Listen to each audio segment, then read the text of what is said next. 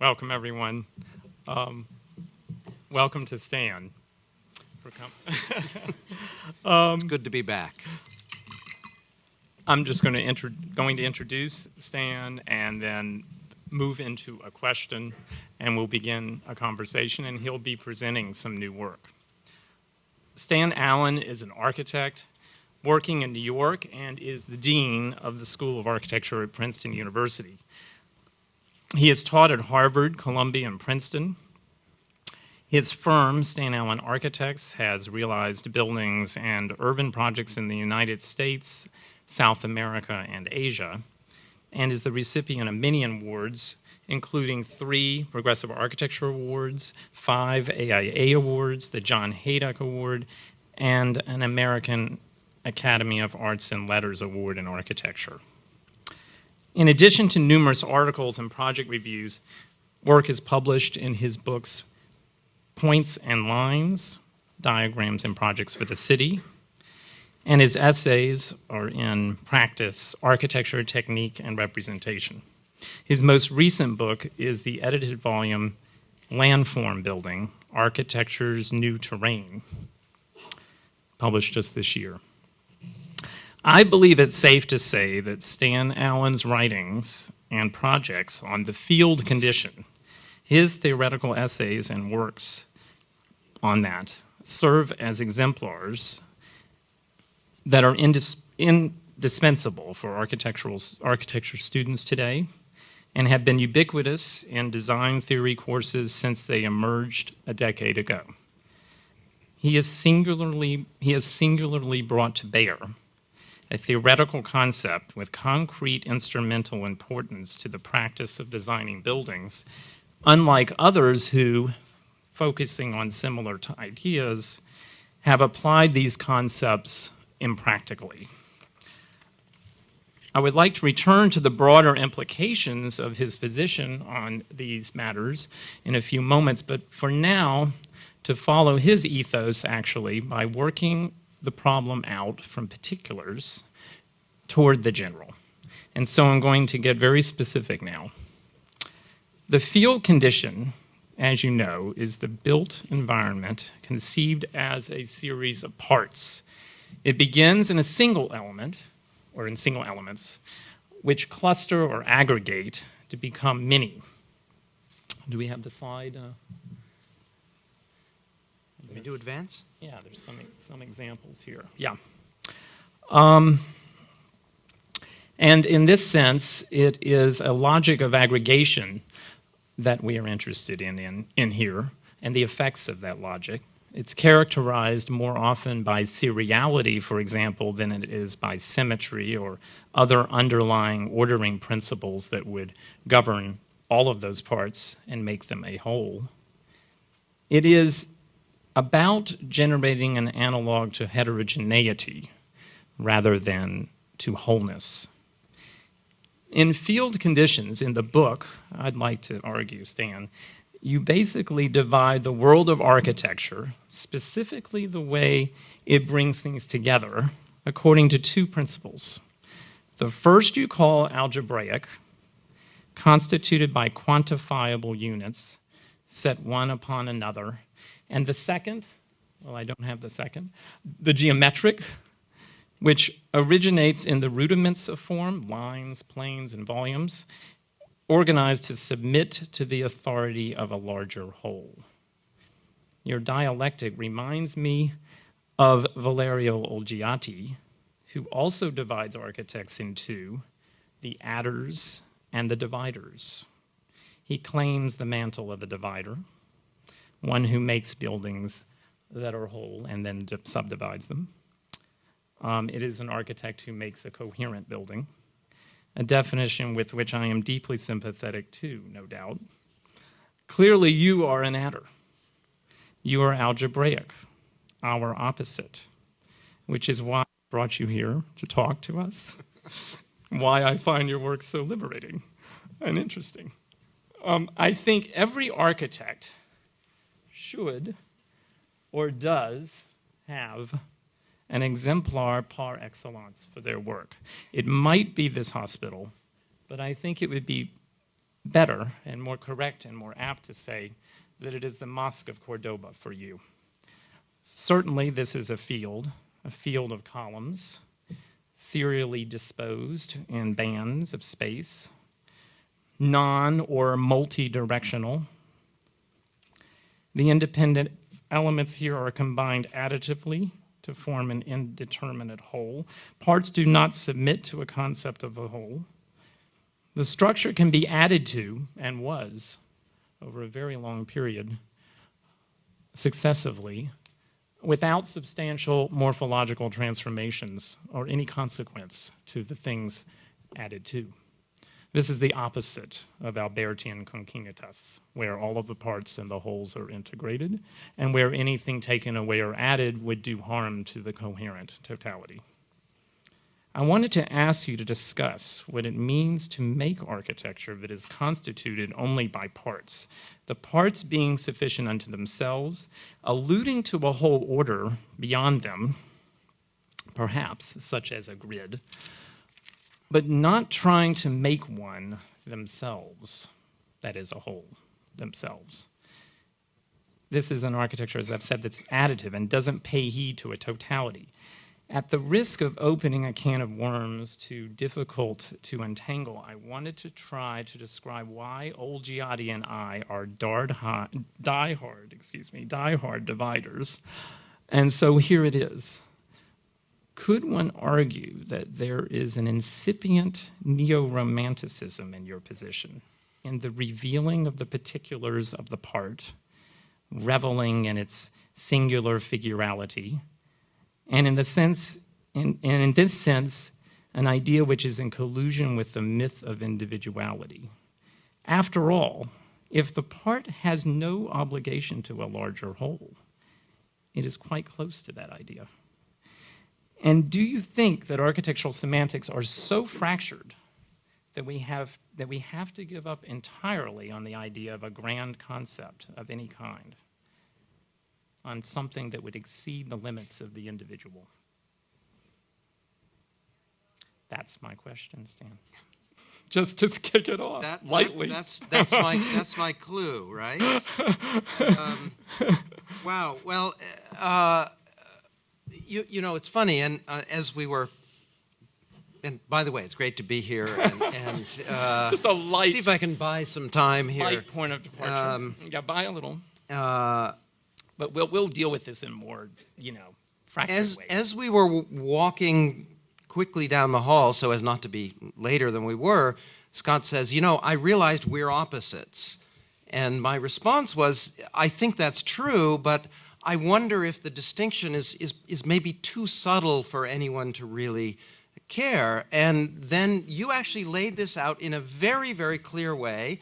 And I think it's quite true. I accept the taxonomy, and I will happily own up to being an adder and part of the algebraic camp, and you are the geometrician par excellence.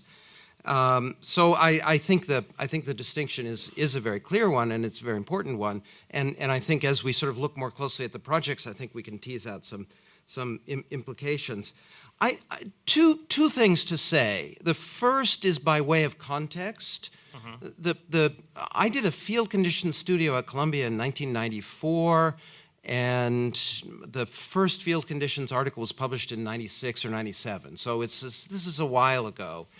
And even though that's perhaps a little bit late, it certainly was part of all of the discussions that were taking place around Columbia in the 90s. And so that we were sort of in conversation with people like Greg Lynn and Jesse Reiser and Sanford Quinter. And although we were working in very, very different directions, I think what we shared was this rethinking of the part-to-whole problem. And I think the important piece of context there that may be a little bit lost to this generation of students is we were all reacting against deconstructivism. So the model of deconstructivism, which was that you started with a whole figure and you broke it apart. think of Schumann, disjunction, discontinuity, and Peter Eisenman starting with whole figures and then fracturing them in different ways. So in that sense, dividing was sort of contaminated by the logic of deconstruction and fragmentation.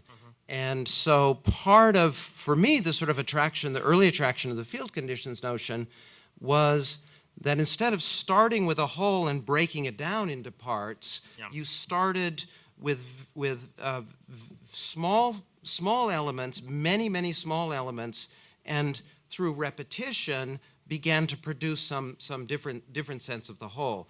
So that I think that piece of context is interesting when you put it in terms of the adders and the dividers. But there's another kind of divider than those. It's another kind of, exactly. No. And the worst dividers. They're the worst dividers. I take the point. But we were suspicious of division, I think, a little bit because of that.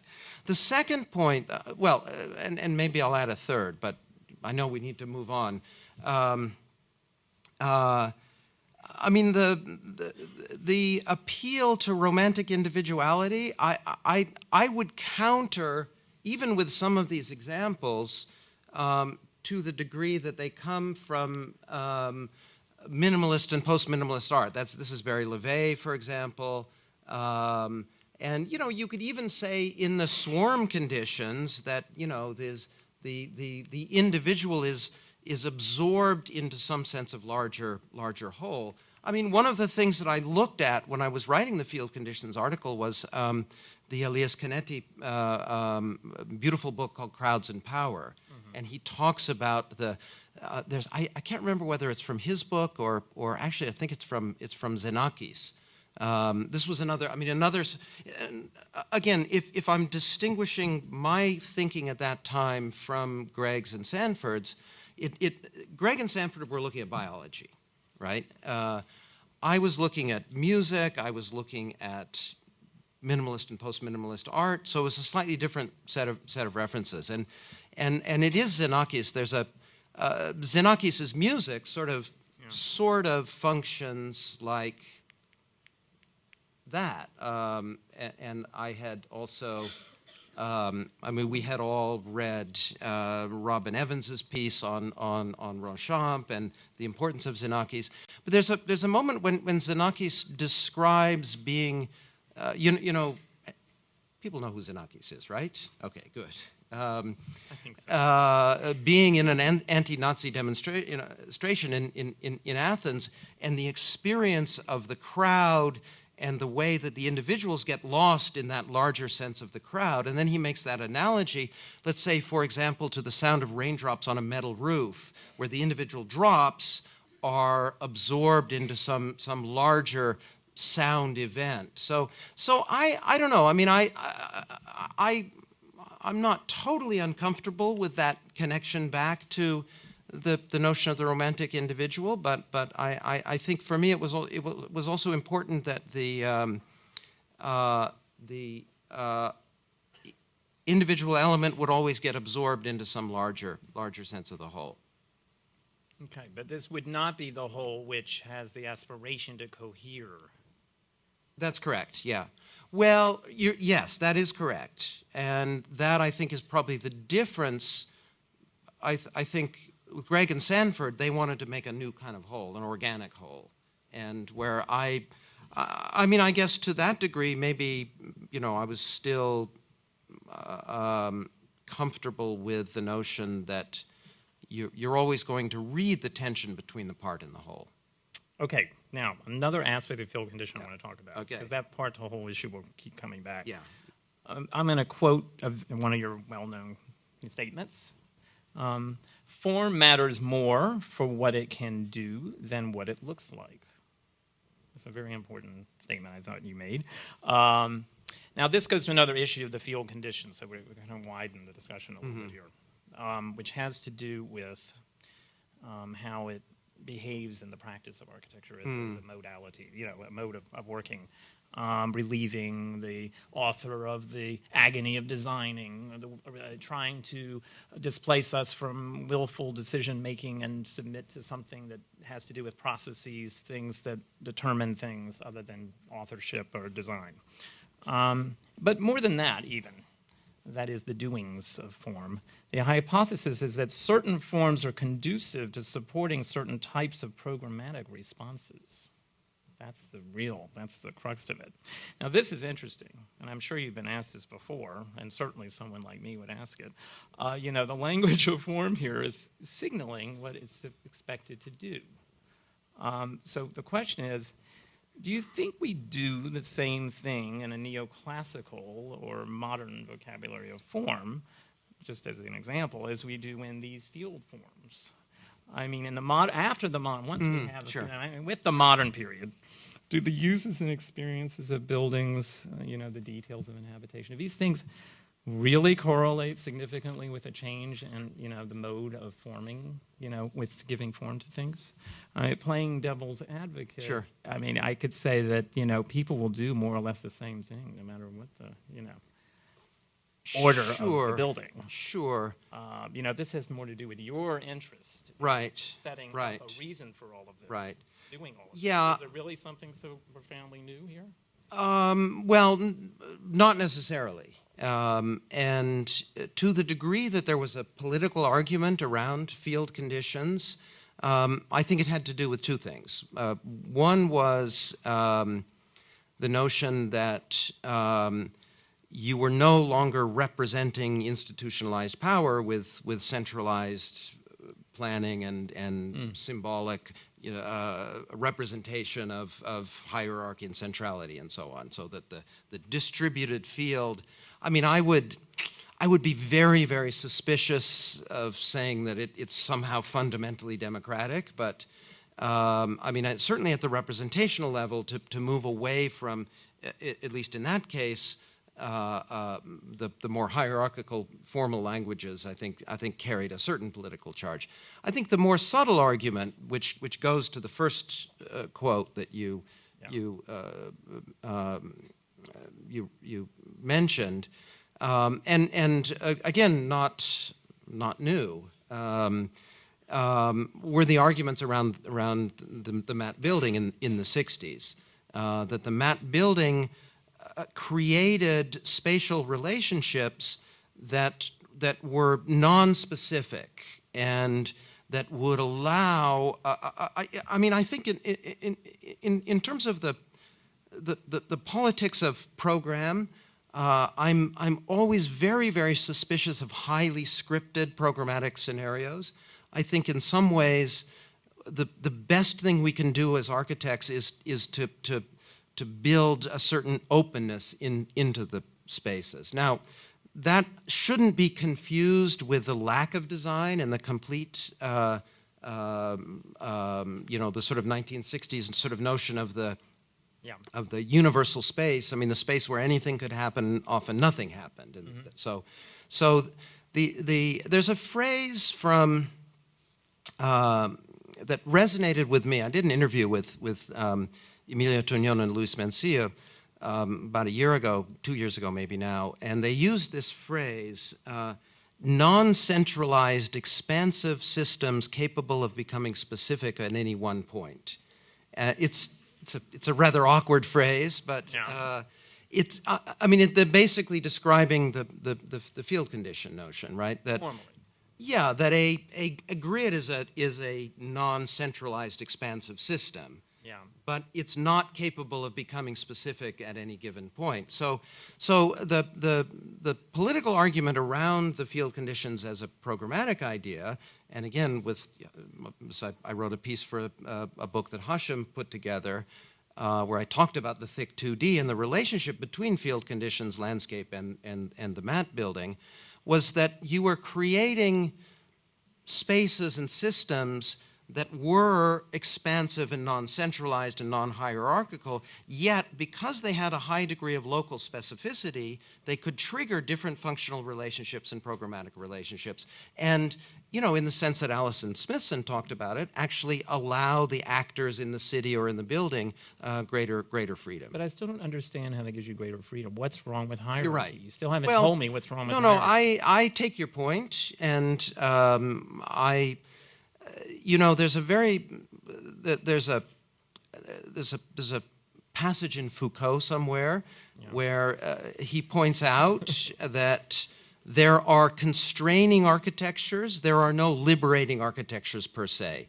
And I think, yeah, we would be naive to think that people who operate, you know, in a classical space are somehow going to conform to traditional hierarchical notions, and you know, I mean, it just doesn't work that way. I mean, it represents that's a symbolic representational the problem is condition. representational. No, I think you can, and this is, I think, again, where even sort of thinking about infrastructures and so on, I think at larger scales you can specify the ways in which people move through spaces, degrees of openness, degrees of access that do have a particular political charge. I mean, not to go.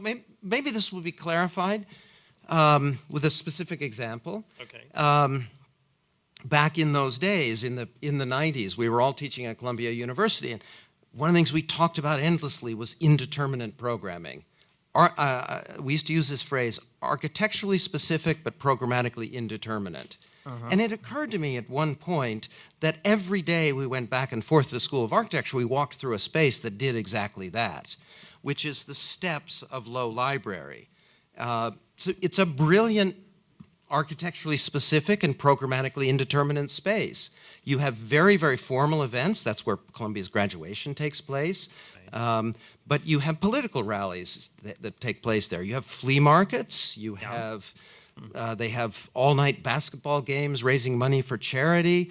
And then, of course, you have the kind of everyday thing of people eating their lunch and gathering there and so on. So now that is a symmetrical, hierarchical, classical space. You have Low Library here. You have the steps. You have two statues. Yes. Okay. So, and Central Park isn't like that. And Central Park is not like that. You're absolutely correct. Behave the same okay, way, have the same effect. Here's what I would say about that. Yeah. Is that first of all, where it's positioned in campus is hugely important to the success of that space. The fact that all the pathways of the campus cross on that site is one of the reasons that, and that has nothing to do with the classical language, right? No. I mean, there are trivial things, but important. If it faced north, it wouldn't be nearly as successful. So and if it was would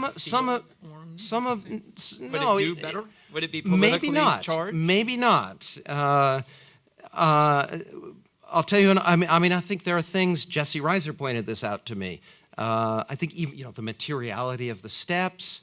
The fact that the tread to riser relationship is such that you're forced to walk diagonally across that space. That's a very subtle, very specific architectural condition that actually is really important there. So well, I guess my argument is yes, you're right, but also that the reasons that space performs well are not necessarily tied to the classical I didn't say they were. formal conditions. Precisely the opposite. They're not. That some of these performative conditions, like the tread to riser relationship and its position within campus, that are more infrastructural, performative, organizational, are also important. Overall hierarchy or non-hierarchy are not what's responsible for that. I agree. Therefore, I don't know where the political charge is in the field operation. You've lost it just now. I mean, you've conceded it. I don't see it. Anyway, all right, now. Okay, you win that round. Yeah, that's round one. Let's go. No, okay, let's go. Now we're going to go to a great project. You're a really interesting. You're already seeing a little bit of it here. This is a museum competition for the Museum Maribor. And I'm hoping you'll introduce it briefly, and then I'm going to ask you some things about it because it gets into Okay. the specifics of how you work within the field condition, which has its own set of issues. Good. If you don't, independent of this sure. kind of If you don't mind ideological that so matter. I don't have to crick Yeah. my neck. Of course. Okay, so this was a competition for a contemporary art museum in the city of Slovenia. Beautiful, oops, I meant to hit the, well, actually, mine as well. Beautifully preserved Eastern Europe, oh, sorry, I'll get it, I'll figure it out. Beautifully preserved Eastern European city. The site for the museum just outside the historic center. Now, we thought there was a contradiction in the brief. On the one hand, they want a singular, identifiable new institution that will be progressive and forward-looking as a contemporary art museum. On the other hand, we're working in this really very delicate and precise historical condition. Oh, okay, sorry. So, again, we didn't set out to do a field conditions museum, but in the course of thinking about and working on this problem, we realized that this sort of language of aggregation and part-to-whole relationships would allow us to solve what we saw to be the contradiction in the brief. That is to say that one of the things that makes the texture of these historic cities is the dimension of the plats, of the blocks. They achieve the coherence with variety that is characteristic of a successful city, in part because they're made up of wholes with a certain measure. There was a kind of very specific thing about this distinctive tiled roof, but basically the idea that if we built up the museum out of roughly similar parts that then could form some sense of larger whole, we could operate in a very contemporary language that was in some way sympathetic to the condition of the museum. And of course, there was a kind of very simple programmatic impulse there that by lifting the aggregate part up, we would open up a continuous public realm at the lower level. So there it is, non-centralized expansive systems capable of becoming specific at each point. My colleague Ed Eigen, this is, I should remember who this is. This is a biologist working on speciation, and that's the Linnaean map, of course, where the divisions are arbitrary. Here, the separate species don't interact. The interesting ones are these two, where they're separate yet interacting. So that's the elevation from the river, beautiful riverfront site. Again, I'll go quickly. And the game of aggregation. Now, the unit here is, Scott has edited my PowerPoint, but no. I promise you. The unit here, sorry, I keep. Exactly as you gave it to me. I know. Yeah. Each of the units has a pentagonal footprint, and but as they aggregate together, and they can be shaped in the third dimension, the great deal of variety, so they aggregate together to create this larger sense of the whole. So this is the context model, the museum, and a kind of adjunct building. I mean, I'm not going to go through the whole thing. I think one of the things that was important to us, though, was this very loose idea of context, that rather than framing the site and creating some sort of internal square or something, the idea that we could work with the kind of porous edge of this building and create, again, kind of irregular, smaller-scaled spaces that would complement the spaces that we found in the historic city. So, quick point: when you aggregate a pentagon, if you aggregate a hexagon, you get a continuous field. When you aggregate a pentagon, you get the voids, which serve to bring light down in the project. So, a view of the waterfront there. The larger scale model where you see the way it's been lifted up. Okay, so this is an important point. So this was the slide. You didn't move it. I just didn't know where it was. So That's the unit. Every unit is a regular pentagon. Every unit is identical. And then the structure comes down to a single column, which is what allows this thing to be lifted up that way. And then you see the kind of texture and lattice that's created underneath. I think Scott's going to talk about this, so I'll keep going. This is a larger scale study model that we made. So this is the level where all of those public programs are distributed, and then we express the individual units more in the gallery levels, and that serves to modulate the spaces of the gallery itself, which you're seeing up there in this particular model. So ground floor plan. All the slides are stretched, by the way, but it's you get the idea. So here you see the columns coming down and the reflection of the pentagon and the reflected ceiling plan. And this is what I mean about working with the kind of interdigitation of this plan to create these smaller scale pockets of space. This is the view coming up where you see those public spaces. Again, it's a museum. It didn't need a lot of lighting, and we simply wrapped a corrugated zinc rain screen around the entire project. That's the lower level. The upper level plans, the aggregate form gives you the modulation of individual galleries, but the potential for larger scale spaces. So this level was intended for temporary exhibitions. So you get, I mean, frankly, our attitude towards galleries is galleries need big, clean white walls and should be clean spaces.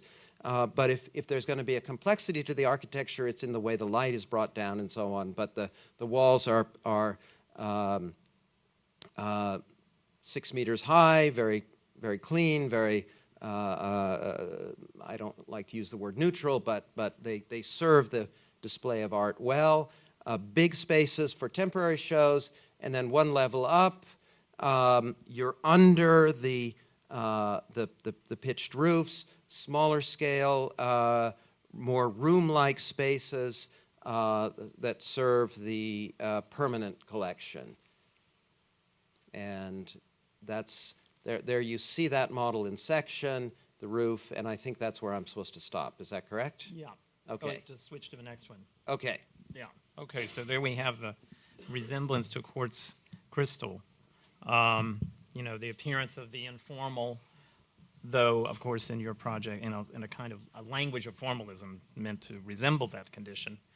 And, you know, you have this kind of image of something heterogeneous, but, of course, materially homogeneous. That might be the totality, the extent to which it refers to totality unto itself. I mean, other than, let's say, something like the processes that would manifest quartz crystal, which are, you know, global. It's just by virtue of its material homogeneity in the context of something else.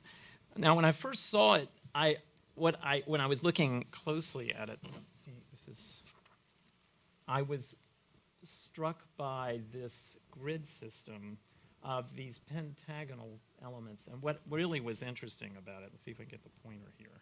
It's the bottom button. Yeah. Was I saw some kind of localized errors, if you will.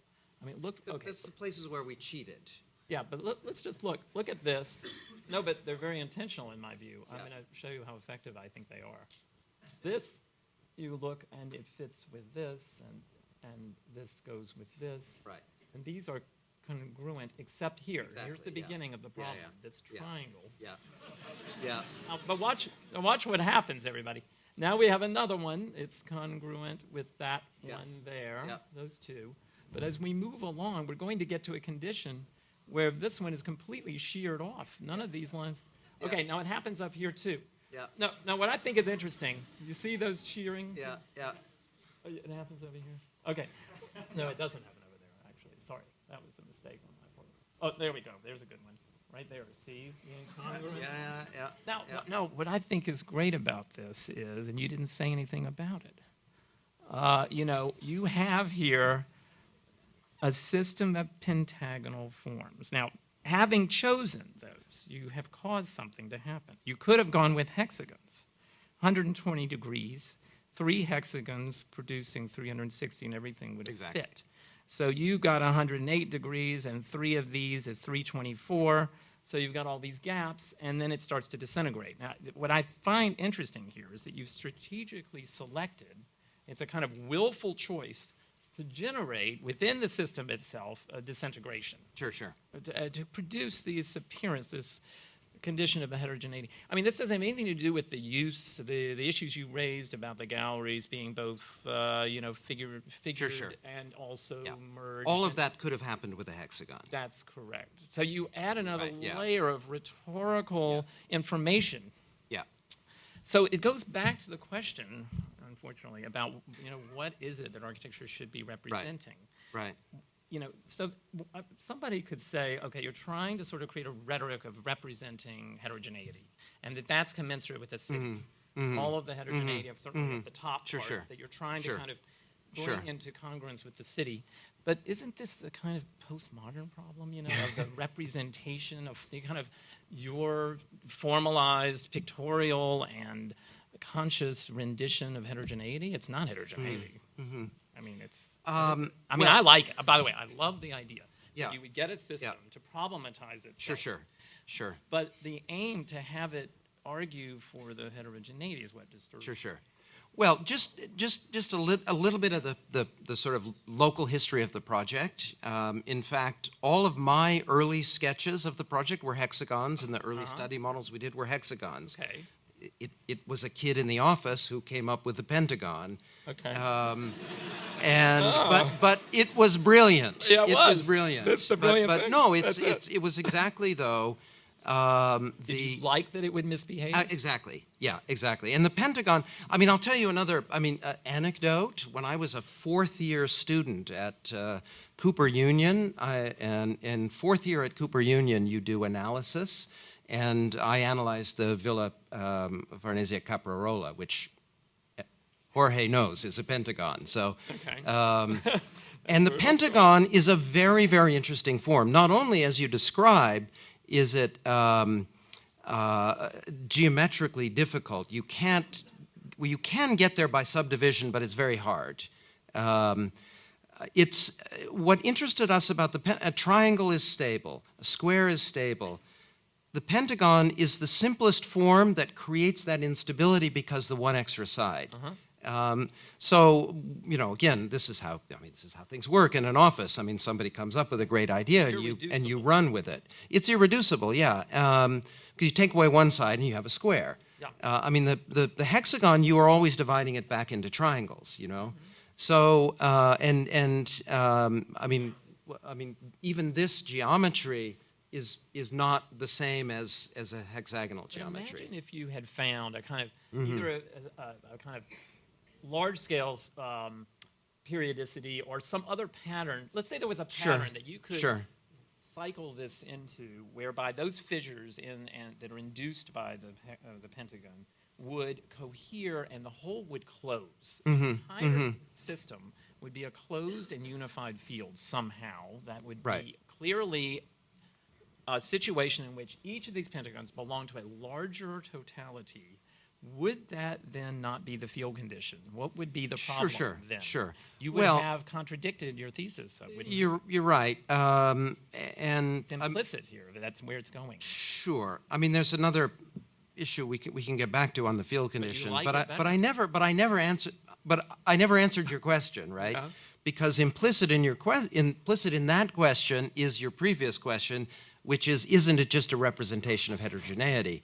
I think not. I think the representational aspect is important, and again, for us, and we thought it was going to help us win the competition, but it didn't help. That reference to the pitched roofs was very conscious, and again, you could say purely symbolic, purely representational. But no, I think for what I like about this project is precisely the toggling back and forth between regularity, standardization, repetition, and heterogeneity. But what about the possibility of a totality that's on the horizon of the Well, project? I think even in the site planning, we wanted it to be incomplete at the corners. That we wanted it to be incomplete in that sense. So again, even if you go back to where I started, that if in the 90s we were very critical of the fragmentations of deconstructivism, I think maybe I'm getting a little bit more comfortable of sort of leaving things a little bit unfinished and open, and that also triggers certain effects. And then also just to be a little bit, go ahead. Again, it's clear from nobody said Scott is not a close reader, by the way.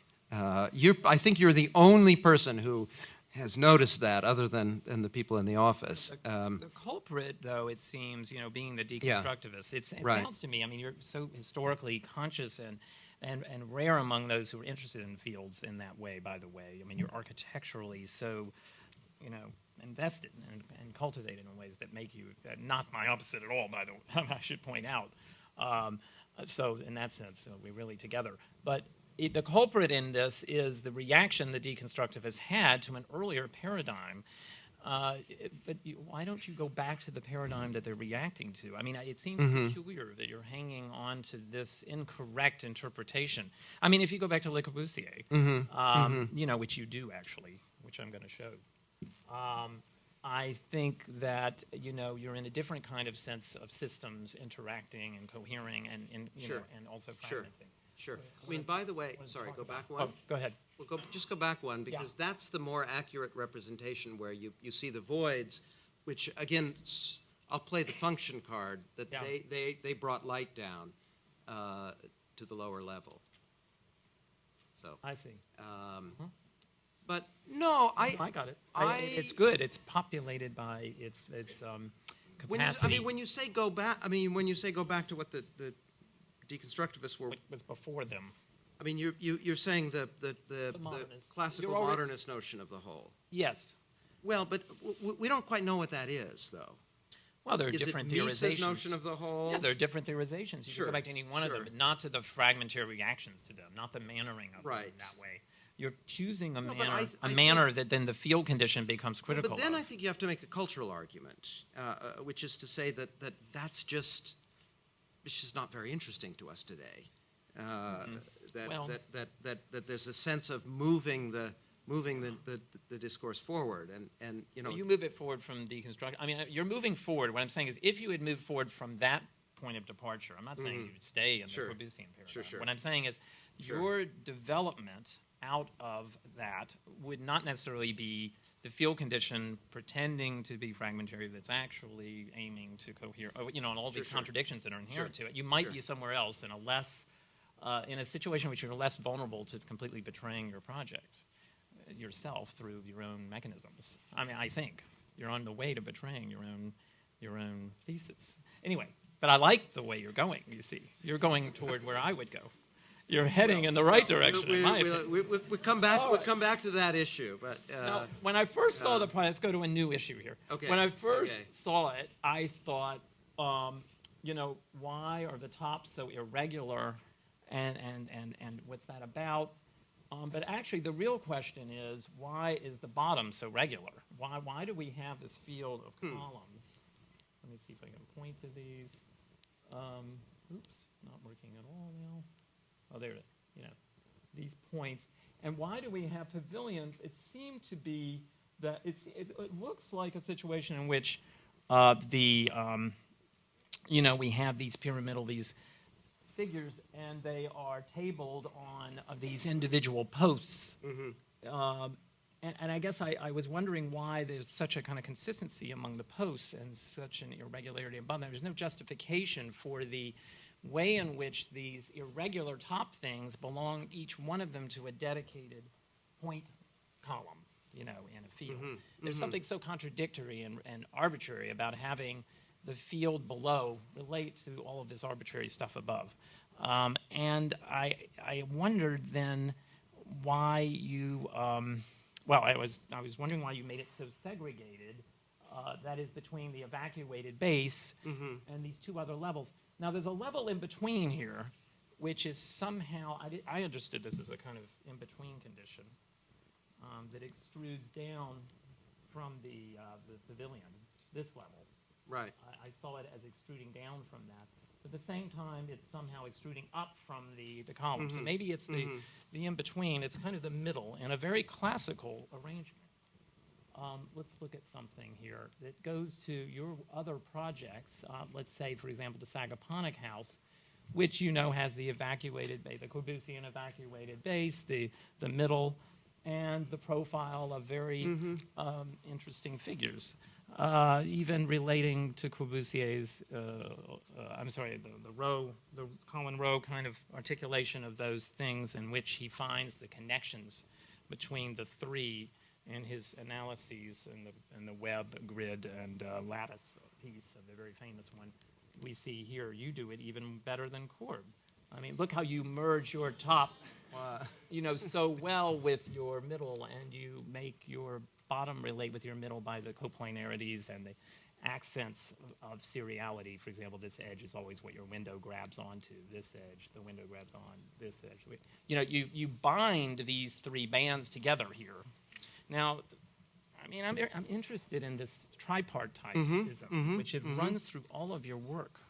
Your work almost consistently has this tripartite of stacking and evacuating the base. You're fascinated with it. There was another great case of it. I love that. But go back. I just want to get to the bottom. One second, I just want to show you one more. Here's another one. Base, middle, top. Another house of yours. Yeah. So you have several. Okay. Come back.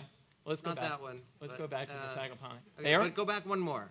One more. Yeah, okay. Okay. Yeah. Okay, here's the answer to your question, okay? Okay.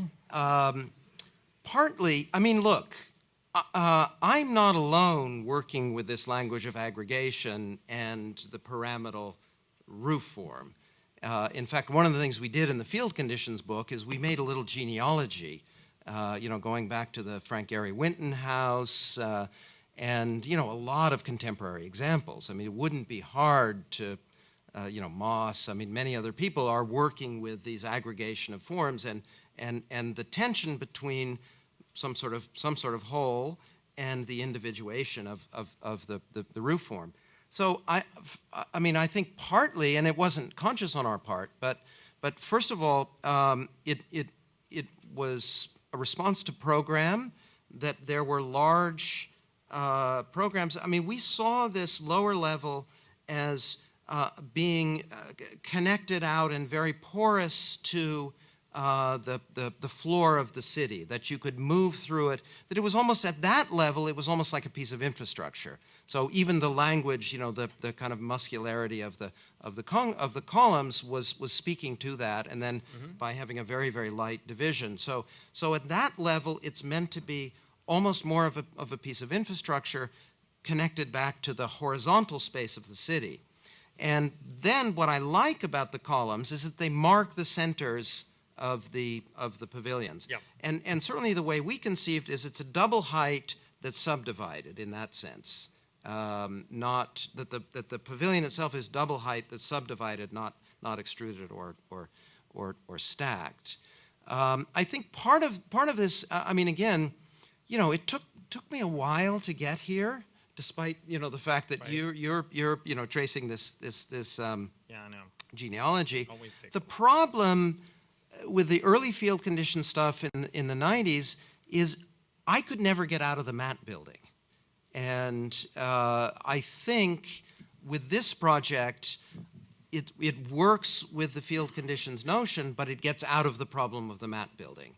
And I think a lot of that does have to do, I think it has to do with the introduction of two things, of iconicity and tectonics. The matte building, like so much else in the 90s, was in love with horizontality. And I think it couldn't come to terms, and that's what this house was about. This house was designed in around 2000, 2001, and then because of the intricacies of that project, only finished in 2008. But I was very interested in the figure of the house on the landscape, the roof, the chimney, all these things. And then, of course, On this side, it just comes right down to the ground. You merge all three You zones. you can't, yeah,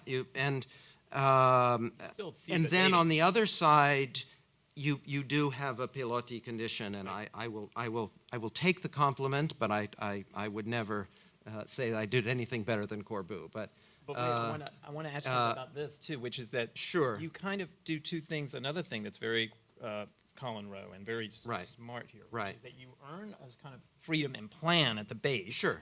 And then you earn the sectional freedom at the top. Right. And between them, you have this condition which is supposedly mediating them. But what I was a little bit baffled by when I first saw it is how strong the break between the bottom and the two tops. Yeah. The two top zones are one zone. It's actually it's kind of a two-zone project with a hint of a tripartite. No, you're absolutely right. Tripartite is a representation. That's what I was saying. That here we're going to fight over the pointer. Okay, go ahead. No, that's what I was simply saying. I love the earning of freedom. I see this as one thing that is then divided by this kind of mezzanine floor, so that it was also very important in those perspectives, the moments when you have the double height here. He's a divider. As it's yes. The closeted divider. Okay. See, there is a closet divider. Yeah. Yeah. Okay. The tripartite, the classical. You're a classical architect in your elevations. I just wanted you to know, and that's why I like these. Okay. Now, we got something else to get into before we go to your final project that we were going to discuss tonight. Oh wait. You're going backwards. Oh yeah, wrong way. This is really an interesting project. I mean, and this house too. We could go much more into what else is happening here. I'm sorry. I know I'm biasing towards certain things. Sure. No. Stan gives other very interesting descriptions of the things happening in these projects. I want everybody to realize. I know we're editing too much, and it deserves more time. I just wanted to pause and everyone to absorb it and recognize it. Wait, where are we going? Where was I going here? Yeah, you're going something forward. else. Yeah. Wait. Did I have something else here? No, something important to say about this. No, I think for now, here's the other tripartite house. Yeah, absolutely. I wanted you to come in, but what I think happens that's really interesting here in the info box project is we really can start to talk about how the single unit in a way subsumes the idea of totality within itself as an irreducible element, which belongs, we will find out, to the logic of the Moribor. So absolutely. let me have you tell us about this one. We could show that in animation, but I think it would be redundant at this point. I think we've covered the whole thing. So let's just talk about this, because I think the difference between the final project, the Busan project I'm going to show, and the Maribor speak exactly to these issues that you're talking about.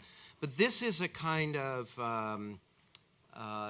transition interval piece, and again, I mean, I think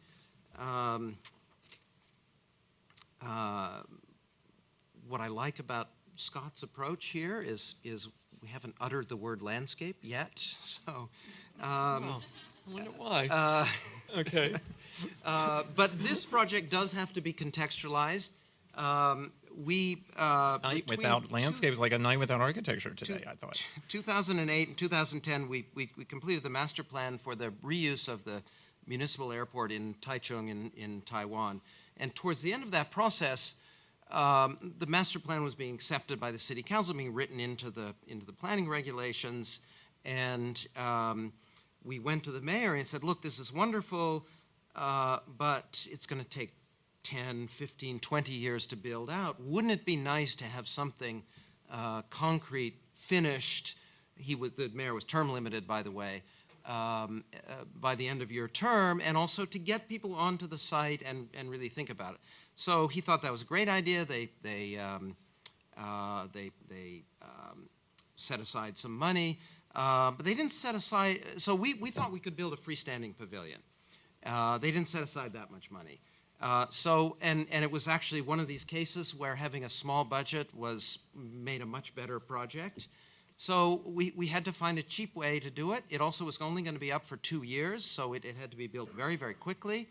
And we visited the site and were shown this hangar that was built in the 1950s when the airport was constructed. We already had a roof. We didn't have to worry about keeping the water out. Had a very heavy concrete slab. They were supporting jet airplanes, so we didn't need a foundation. All the expensive pieces were taken care of. So bamboo building inside an airplane hangar. It's about 12,000 square feet, and the bamboo was also strategic. Another interesting anecdote about this building, of course, we were looking at the bamboo scaffolding that's ubiquitous. We edited this a lot, but stay on one of the ones we really see them. No.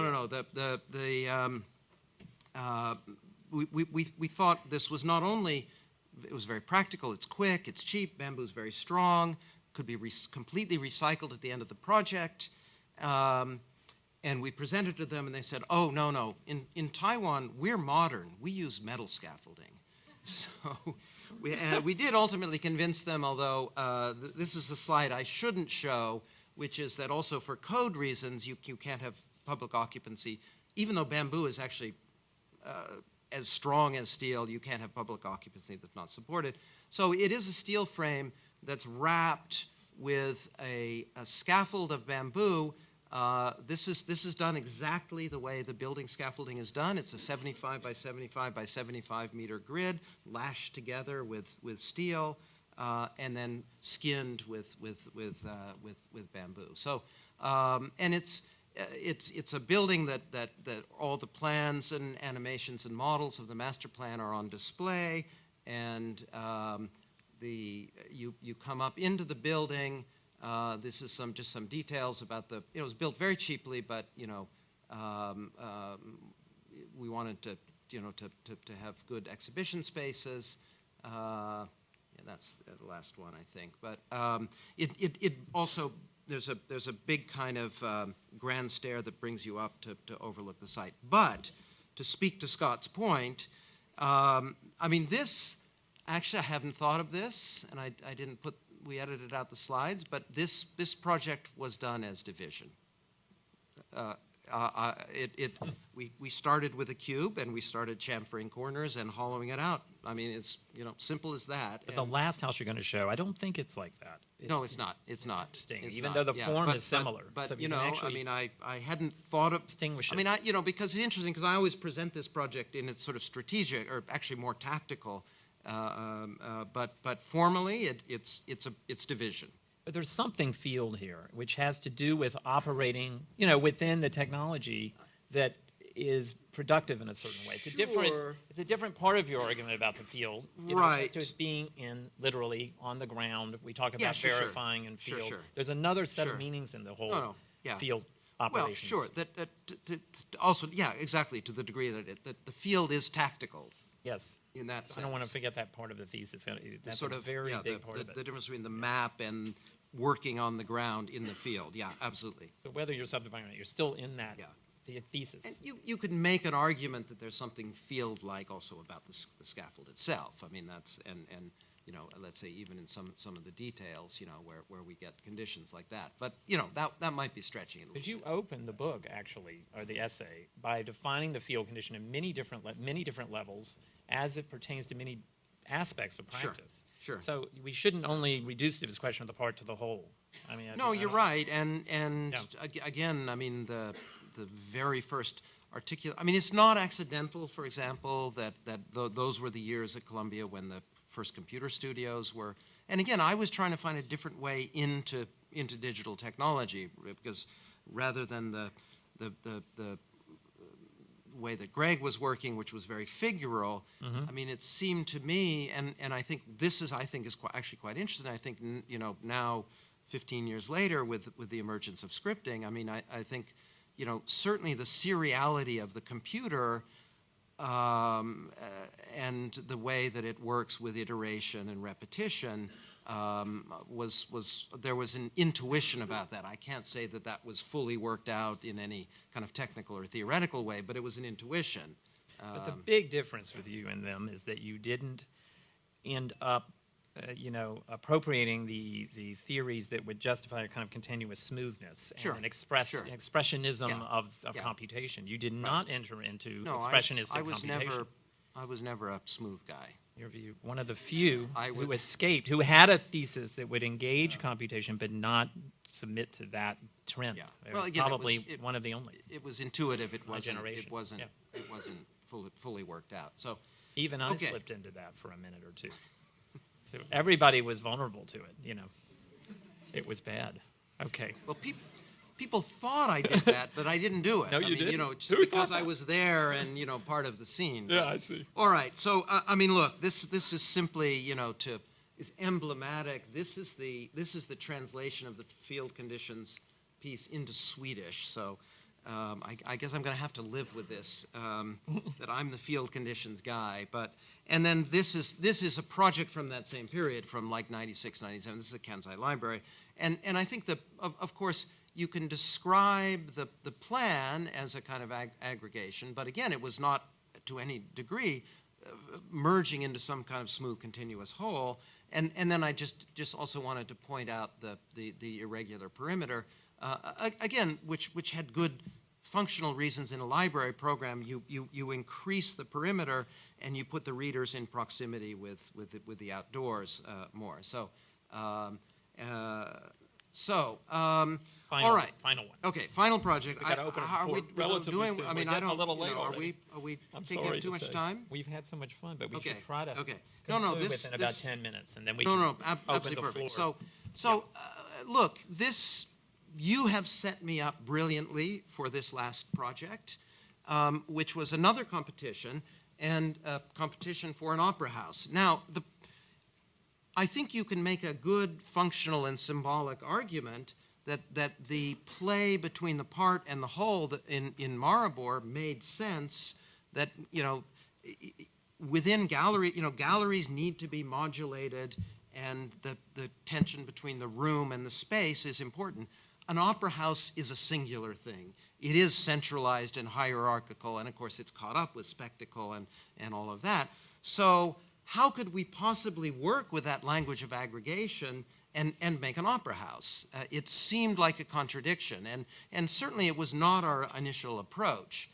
This is the project, kind of stretched out weirdly. I showed it to Jeff, and he said it looked like a Scott Cohen project. So, Okay. I was thinking that a little bit on the right side. well, but I think there may be a reason for that. Okay. So, look, I'm not going to go into the whole sort of argument about. I mean, this is Busan is a port industrial city. They are proposing to fill a vast amount of space in this silly little kidney-shaped piece, and the opera house will be the center. Of course, they have Sydney Opera House in mind. So again, but I think this was also important. You couldn't, with the opera house, you can't escape the iconic. We had this working analogy to explain the project, that somehow a piece of the mountain had found itself between the city and the sea. And so, some quick slides again to contextualize. I mean, the classic tradition of opera, the modern condition of opera, this is Bob Wilson. Try this. Google Opera House, click on images. You get like 100 images of the Sydney Opera House. So this has become the icon of the opera house today. But of course, what's lost in a way is the urbanity of the Garnier Paris Opera House. And then again, to contextualize, this is a Korean stone altar. So we wanted again this is the geological, the crystalline. We wanted to be in this language, but of course, Korea is also a very modern, contemporary metropolis. Sydney, Garnier, and of course Beirut as the paradigmatic opera houses. So the starting point of the project is to realize that this little shed roof piece is a pentagon in plan. So we were very happy, and we started figuring out how do you combine the Pentagon? He's as bad as I So am. we started putting them together, and this was an important moment. Yeah. That that the pinwheel, sorry, the pinwheeling. Then we got to this moment, and that's the big piece for the hall. And then we start adding pieces because the opera has a very complex program. You need a lot of support space, and then A2 is a kind of additional public piece. So that is the plan structure. And here, you don't open up internal voids, but you get this highly irregular perimeter condition. And then the regular Monopoly house turned on its side, we can take all of those corners and we can pull and stretch, but we don't get ruled surfaces. They're all triangles. And then this is another very important moment. To get away from the pure extrusion, we take the Monopoly house, we stack it, and we rotate 90 degrees. And that is one of those Monopoly house pieces. Having gone through that operation, this is the most important diagram of the project right here. So that's the same thing rotated 90 degrees, pulled down instead of up, which then allows us to create occupiable spaces up in the project. So on the one hand, we wanted to respect the singularity and the hierarchy of the opera house as a type, but we also wanted, in thinking about the sort of landform, we wanted to be able to occupy it in ways other than the traditional sort of hierarchical way of working from the kind of ground up. So that, as I said, is very, very important diagram. But the part-whole relationship idea is certainly still there, and there's that initial form and the way they come together, and that's the completion of that cycle. And there's that other piece coming in, twisted, that creates those upper level terraces. And then, of course, the problem of attaching back to the ground with the kind of podium piece. So we probably don't need to go into the detail of all of this, but I mean, there are two things about this project. One is specific to this conversation. To my mind, it's a successful experiment that the aggregation is forming some sort of sense of larger whole, and that, again, in the final thing, yes, you can read the parts, but there are also times at which you could never decipher the individual parts. The other point is that it's more complex, but it's complex in relationship to the complexity of the program. Go to your house at the very end, because okay. I think it's kind of a component of this. Okay, so again, we don't need to go into detail with all of this. We spent a lot of time on the plans. Okay, so wrapping this thing up now. I mean, there's one narrative to this. This is actually the first house I ever built. It was finished around 2000, and 10 years later, the owners came to me.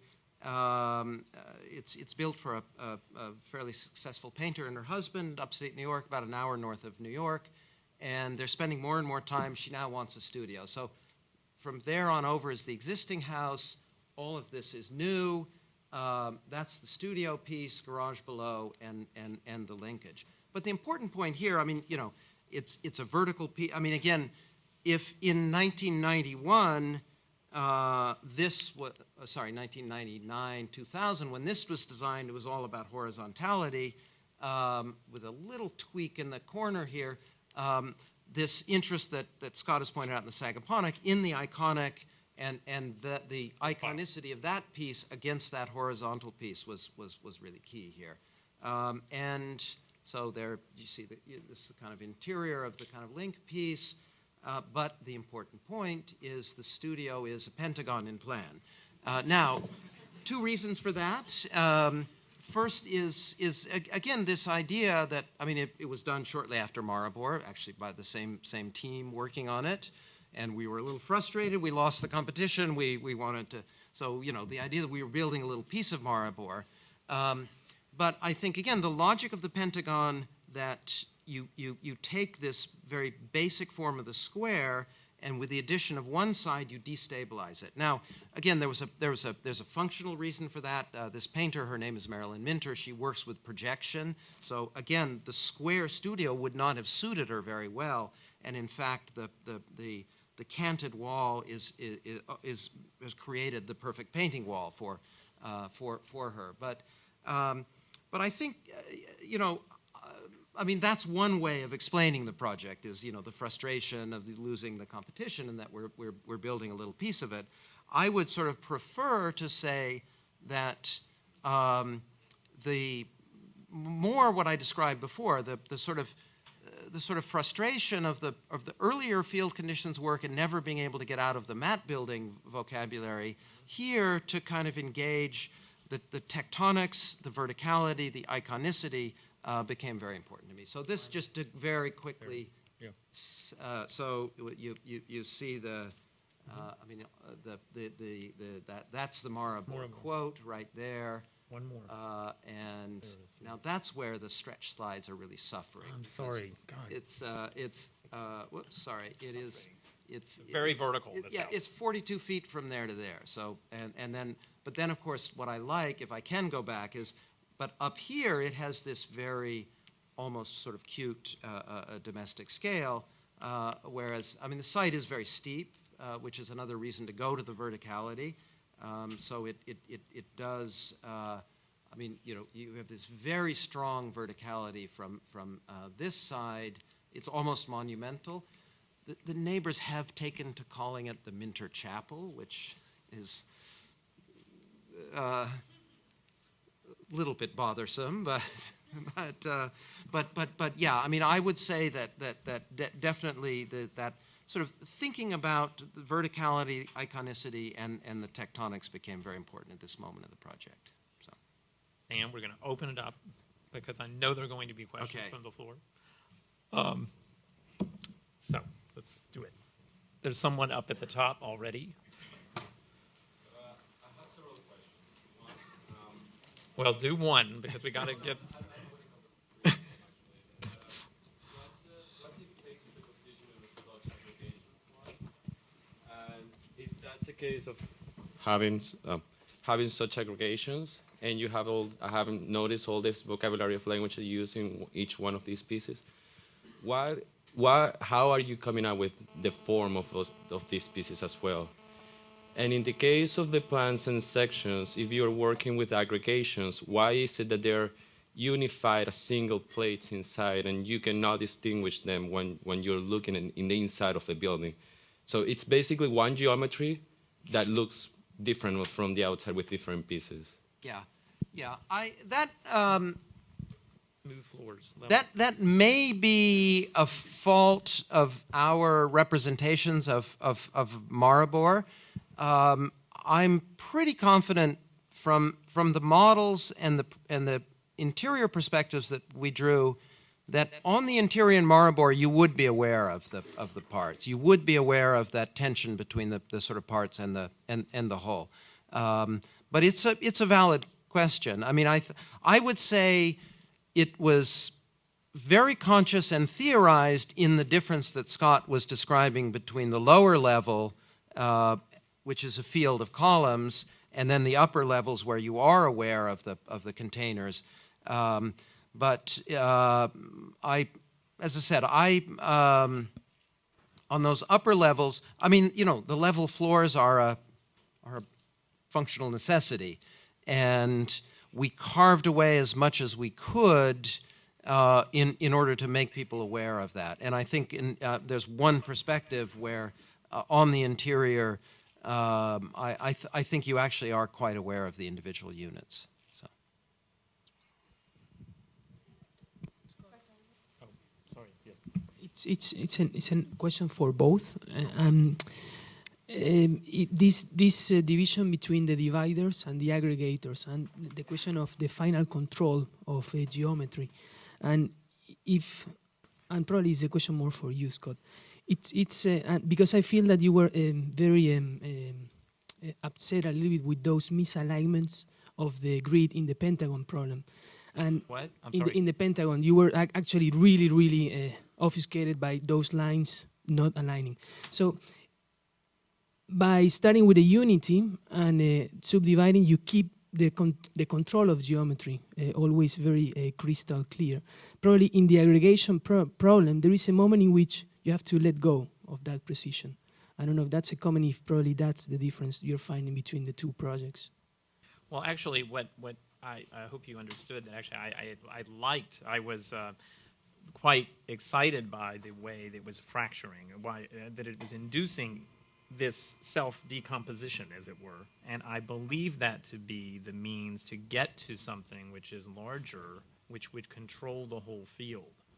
So maybe you're right, you would begin, you would move toward wholeness from parts, but the ambition to get there would differ, it would make my position differ from Stan's, I think. I mean, he is not explicitly aiming to have everything become unified, whereas I would see this technique that he uses as a means to that end.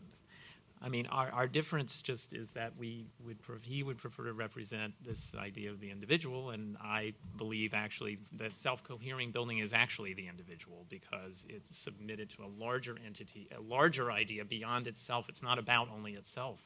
A building that has inherent and complex hierarchies and coherence is not, I do not believe it to be the culprit of the critique that he wants to bring to bear. It's not the problem. That's how I see it. I mean, I think his analysis of Columbia University proves it. So we just have different symbolic programs as our aims, and he would not wish to have things become as coherent as I do wish them to be. He was forced into it in the opera house because opera houses have to be that way. It's interesting. No, that's what I thought was interesting about the example.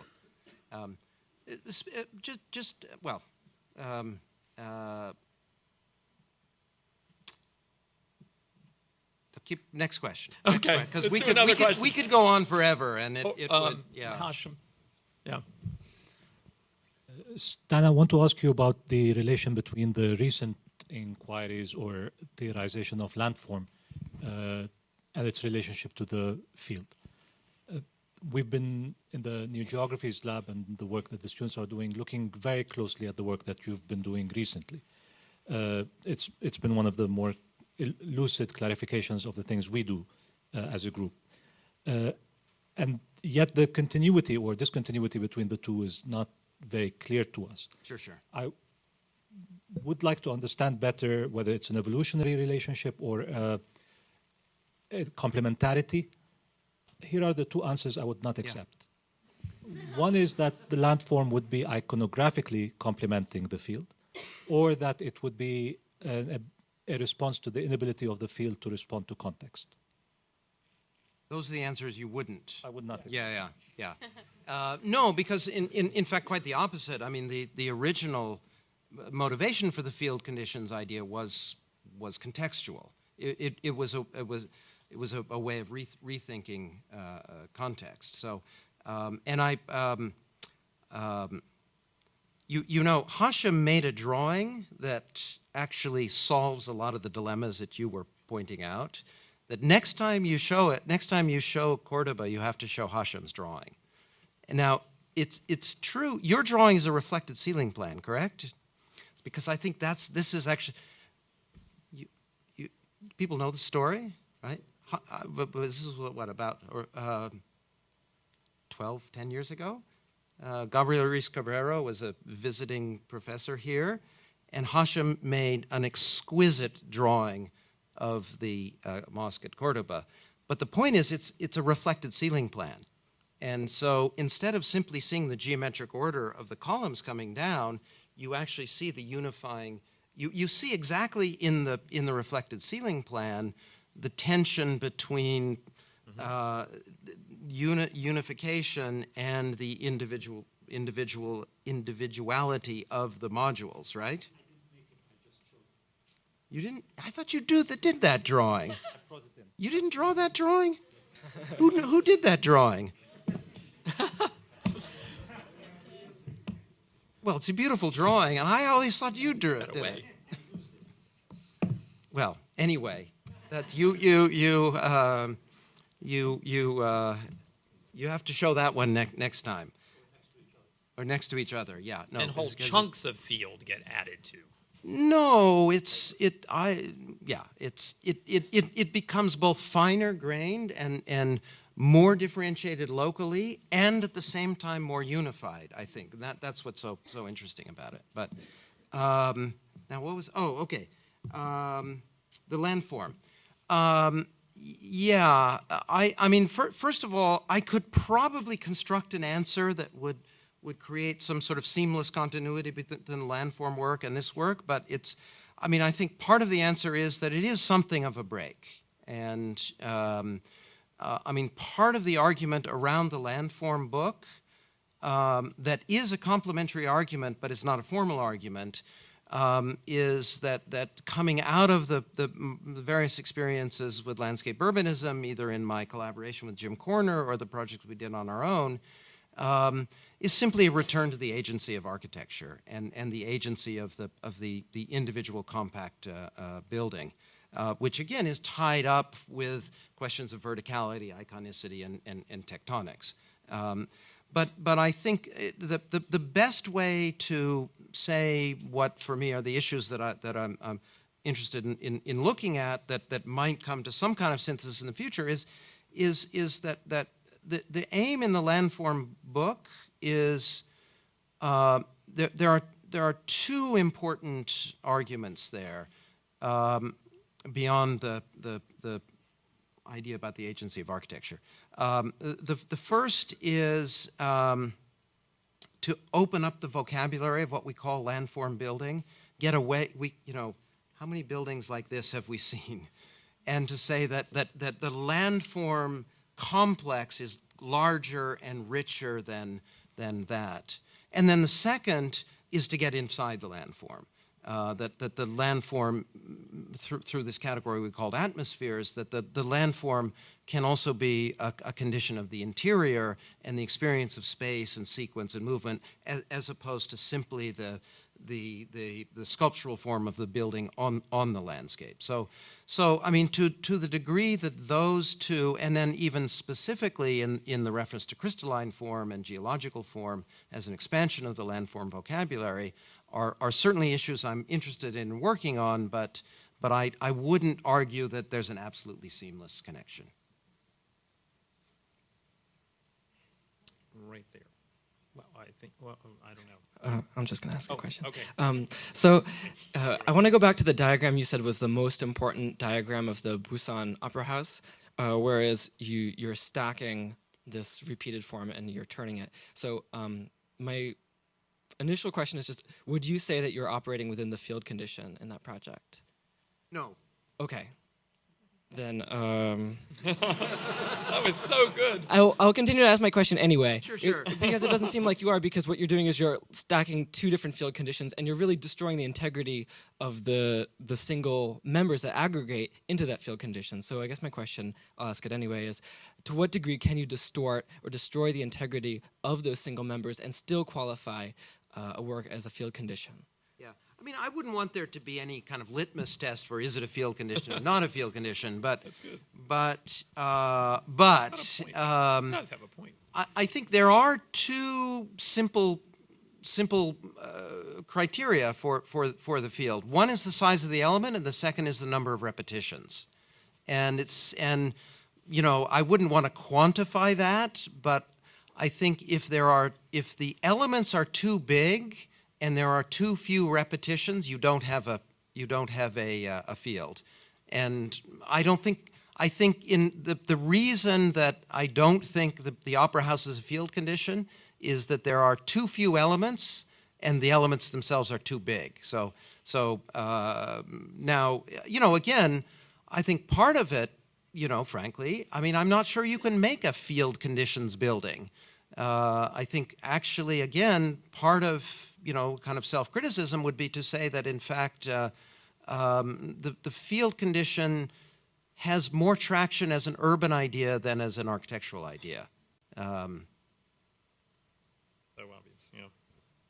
Mm-hmm.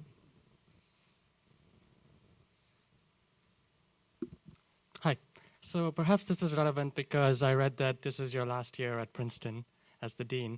And my question is, how do your approaches to your own work affect, do they? And if so, how do they affect your approach to moving the discourse of architecture forward in your own school? Well, I mean, the easiest way to answer that is a generational one. That in this discussion, for example, Scott, I think, very, very precisely has teased out differences between the way that he and I work. But I think if you zoom out a little bit, I think you could say that Scott, Jesse Reiser, myself, any number of people that are working today share a lot of territory, and I think the number of us that have become educators, I think are operating, I think, through certain similarities, and I think part of it has to do. I mean, I've organized the fall lecture series at Princeton around these issues. It's a kind of generational snapshot. People born between 53 and 61, with the exception of Fujimoto, he's the outlier. He was born in 71. So, but what's interesting is our generation, and Scott is the perfect example. We were educated in the 70s and the 80s. We were educated at a time with a very strong theoretical charge, but we were also educated by people who connected back to, even in some cases, to the early modernist generation. I think a lot of our work was characterized by sort of experimentation and even in some cases sort of alternative practices. If you think of someone like Jesse or Liz Diller and Rick Scofidio, a little older than we are, but and I think we're all in different ways dedicated now to carrying forward that I wouldn't necessarily say experimental, but speculative work, but now directed very specifically to building projects and even more specifically to institutional scale projects. And I think that change, that larger change in the field, look at what Liz Diller and Rick Scofidio were doing 20 years ago and look what they're doing now. And look what Jesse Reiser and Nanako Momoto were doing 10 years ago and look what they're doing now. These are the people who are teaching at Princeton. And I like to think that all of the experimental and speculative and theoretical energy that informed that work in the 70s, 80s, and 90s is still there, but it's being directed at a new set of issues that I believe are the issues that we need to be dealing with today.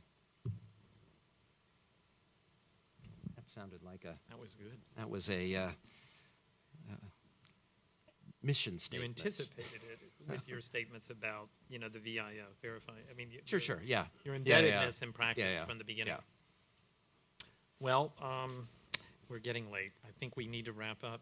And I really appreciate so much that you could be with us and actually enter into a dialogue so directly and spontaneously. This has been a real treat for us. And I enjoyed so much seeing the work. So everybody, thanks to Stan.